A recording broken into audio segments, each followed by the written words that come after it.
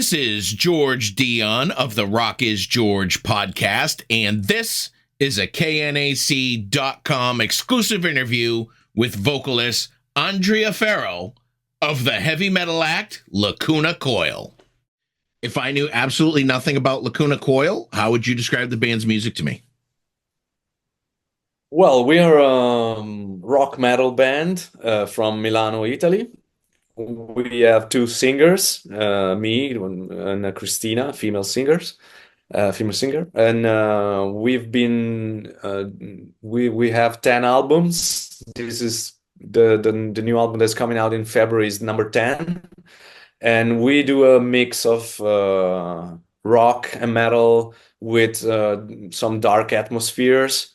They call us alternative metal because I think it's a generic enough term to describe our music.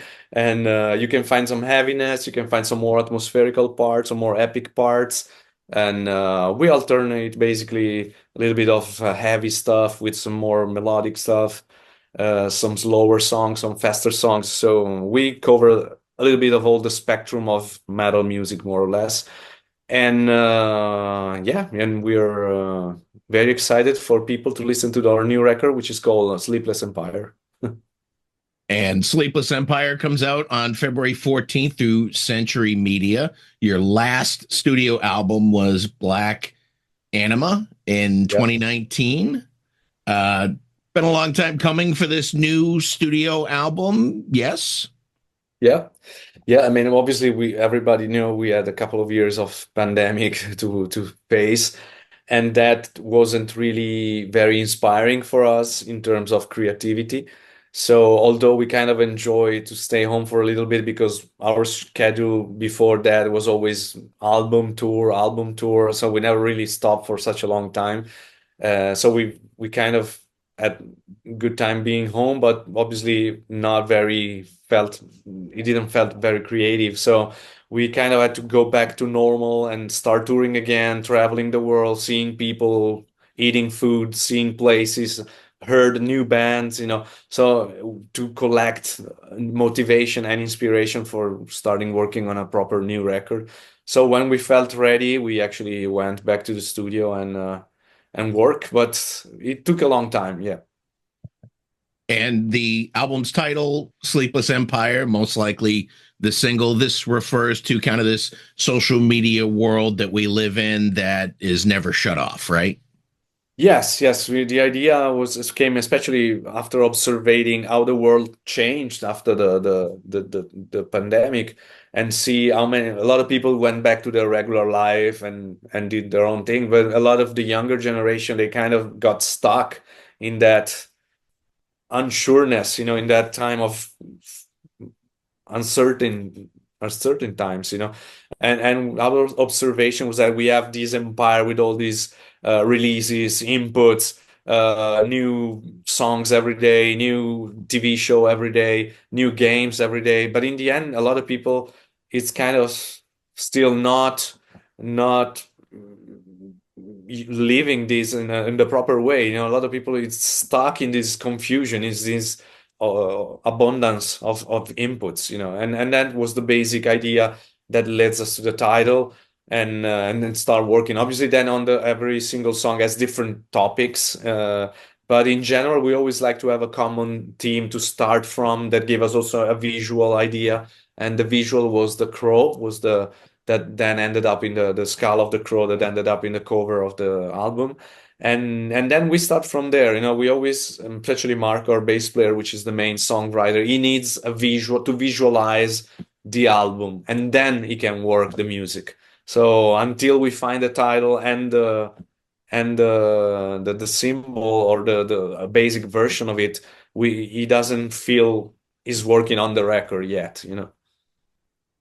You mentioned social media and the constant having access to constant information, whether it's music or news or social comments and stuff like that. Just kind of the regular stimuli, sort of a double-edged sword, because when you and I grew up, most of our media was controlled, so we were kind of told what we needed to like or what we could discover.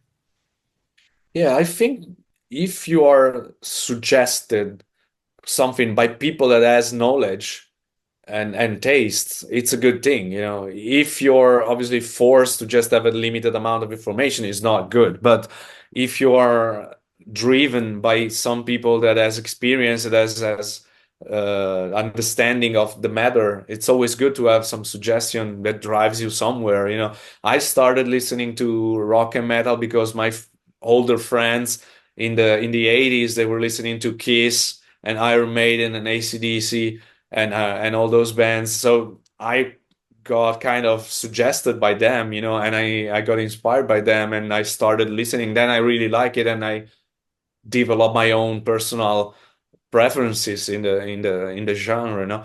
And then I always been open. I also listen to other kind of music, but I think it's important that you have some people that, especially when you're very young, kind of make you drive you somewhere, you know, and at least introduce you to some things that you won't maybe find on your own, you know. And today, with all the brainstorming that we have, it's very hard to find a way, you know, because everything is possible, but everything is also not so easy to do in the same time, you know, at the same time, because you need to be very focused, and very often you get lost instead of focusing on the one thing you really want to do, you know, you really like. You mentioned that Marco was the main songwriter for the band, but I'm guessing that everyone kind of has a bit of a say when it comes to creating the music for this album. Yes, music, Marcus, I have to say, is the main guy for sure. And then obviously when once we go in the studio and work the arrangement, the drummer can change some stuff and obviously make it more of his own stuff and make it the best way for the song. And same for the guitar player. But Marco has pretty much is producing the records as well, so he's pretty much has a clear idea of what he wants, you know. And then also once we've finished with the vocals and the lyrics, then obviously when we are in the studio, there's always needs to change a little bit the parts because maybe they won't fit as good as you thought, or and so we always work together the different arrangements. But he has already quite a clear idea before we enter the studio. He changes the songs a lot, but all in the pre-production phase. Then once we're in the studio, it's more about capturing the performance. You know, it's very important for us that the performance is great, you know, not so much. It doesn't have to be perfect. It doesn't have to be perfect timing or perfect tuning, as long as it's a great, very expressive performance. That's what we always aim for, is the quality of the performance. Ahead of the album coming out on February 14th, you've actually released quite a few songs ahead of the release. Are there any particular songs that you've released so far that you think you would like people to kind of focus in on first and then start to discover the rest of the album? Yeah, I think we just released like not long ago a song called Gravity with a video. And I think that represents pretty well the style of the band, the development of the style of the band in the years. You know, there is a little bit of something from the past, but also something from the actual sound of the band. So I think it's a good portrait of the band, you know.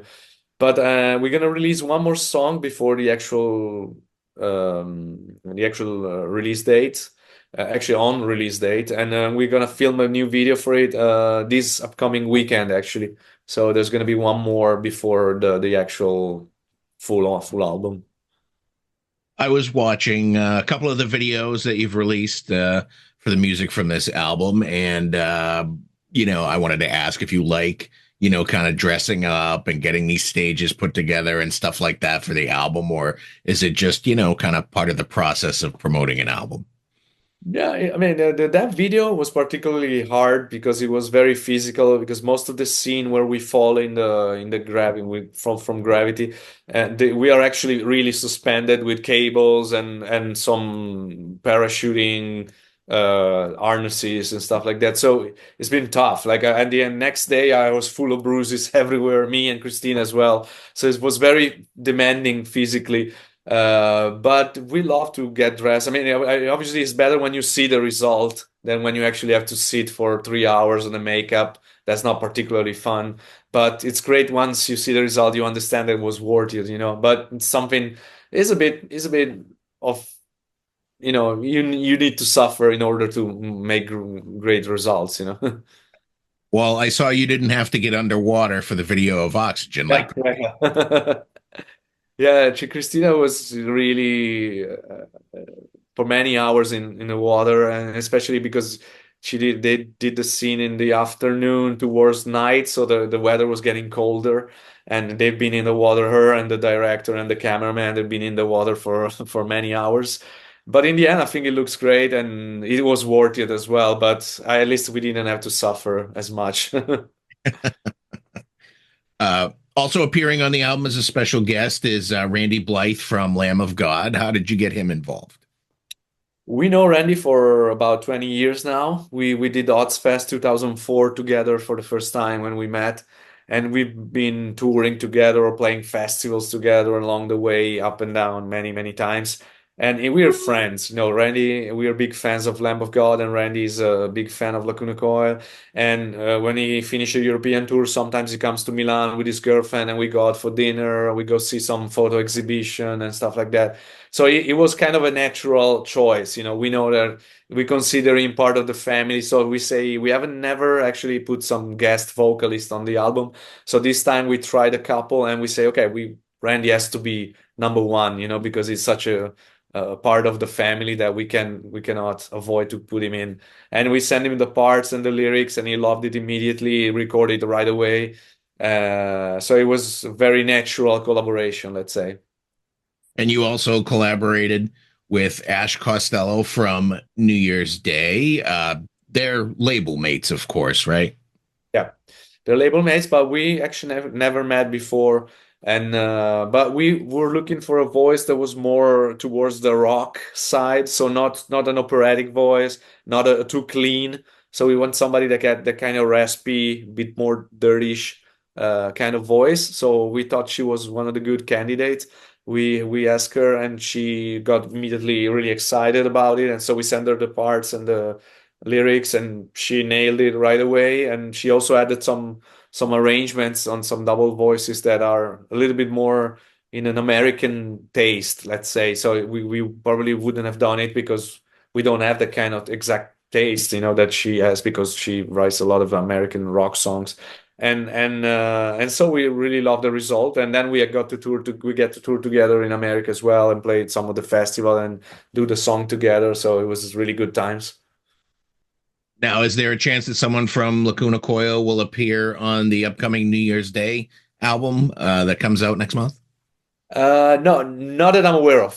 No, not yet. We haven't been asked yet, but we want to keep doing these collaborations. Maybe, as I say, we didn't want to overdo it because it's the first time. We already have two vocalists in the band, so we didn't want to put too many other voices in the record. But in the future, I think we can expand this to other people we already have in mind. Is it difficult sometimes having two vocalists trying to figure out who sings what, or in a live setting trying not to sing over each other? Yeah, I mean, especially in the past, we needed to find the balance. You know, I think it was something new also for us. You know, we got excited when we heard Christina singing, so we asked her to join the band and to do some parts. But obviously, the more we worked together, then yeah, we had to learn how to balance it, how to make it work better. And I think now we have reached a very good compromise. Also on the keys where we sing, we have two different keys. So sometimes if it's going to be more of a Christina song, it's better that she has the full clean parts and I do more of the rough vocals. So they don't require such a problem with the key of singing, you know. So we had to find out which way works best. But I think we've reached a good compromise in the years. Lacuna Coil's got a North American tour in line starting on April 5th, running through May 10th with Machine Head, In Flames, and Unearth. Have you played or toured before with any one of these bands? We have toured with In Flames several times in Europe, in North America, and many in Australia as well. We've toured with Unearth on Oddsfest. First time we met them, Ozfest 2004. We never toured with Machine Head, but we met them several times, but we never toured together. How many songs from the new album are you planning to add to the set for this tour? Obviously, not being the headliners, we will probably have something like 45 minutes. So we're gonna do a 50-50 selection of the new and the classic songs. So yeah, I would say maybe we'll be able to sneak in four of the new ones, maybe five, and that's it. Do you know where you'll be heading after the North American tour? Yeah, we're coming back to Europe. We have the European festivals in the summer, and then we are probably gonna have a European tour before the end of the year. Then I think we're gonna go to Asia and Australia, and then probably back to North America and Europe again, I guess. Lacuna Coil's been around for 30 years or so, give or take a year. What would you say was the high point for the band over the 30 years? There's been many because being a metal band from Milano, Italy, we didn't expect much to happen to us. We of course we when we signed the deal, we sent our demo in '96, signed the deal, and create the name of the band in '97. We expected to do some little European tours, maybe a little bit of success in Europe.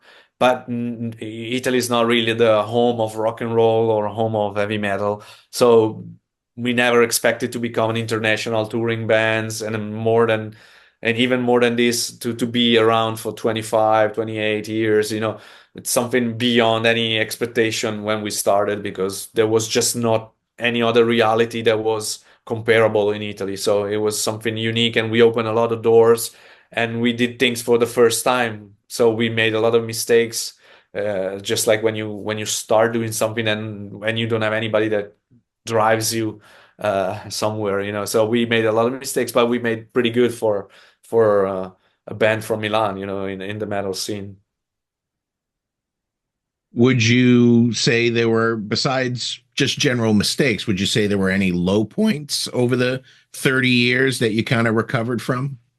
No, I mean, there's always high and lows. I think the most difficult thing is not to become a known band or have a little bit of success. The most difficult thing is to be persistent in time, be still here after all these years, still being able to tour the world, to have a fan base, to be a relevant band in your genre.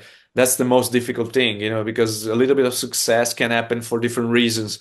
But then to manage this success, to keep a balance in the band, it's the hardest thing. It's the most difficult thing to be here still and still be able to do this. So we're very grateful and I think that's our biggest achievement is the legacy we've created with the people in all these years, around the world. Have you ever thought about a solo project along the way? No, because I do a lot of the internal stuff of the band, like internal management. I talk to our manager, talk to our agent, to talk to a lot of the economic side of the company and stuff like that. So it's already a lot of work. And so, yeah, sometimes you say, I should do this kind of song, this kind of stuff. But then you have to find the right people to do it with, and it's too much work, and I don't think I want to go back and do all this. And maybe I'm not excluding in the future I'll maybe do something, but not at the moment, not so far at least, because we've always been focusing mostly on Lacuna Coil. Before I let you go, I wanted to know how you decided on the name Lacuna Coil. Yeah, we had when we did our demo in '96, we had this name called it was Ethereal. And when we signed the deal in '97 with Century Media, we found out there were two other bands using Ethereal. One was Ethereal Wind, and the other one was Ethereal something. So we didn't want to start fresh with the name that was already taken and maybe it could lead us to legal problems and stuff like that. So we say, okay, we're going to create a name from scratch so nobody can have the same name. And we put together the Italian word lacuna, which means an empty gap or an empty space, with coil, which is obviously spiral in English. So if you want to translate it, it's like empty spiral is the translation of the name. And it's kind of the same meaning as ethereal. It's something not tangible, not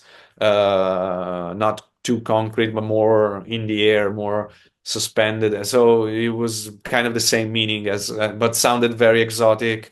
And we like it, the label like it. So we say, okay, we got a name that nobody can have the same.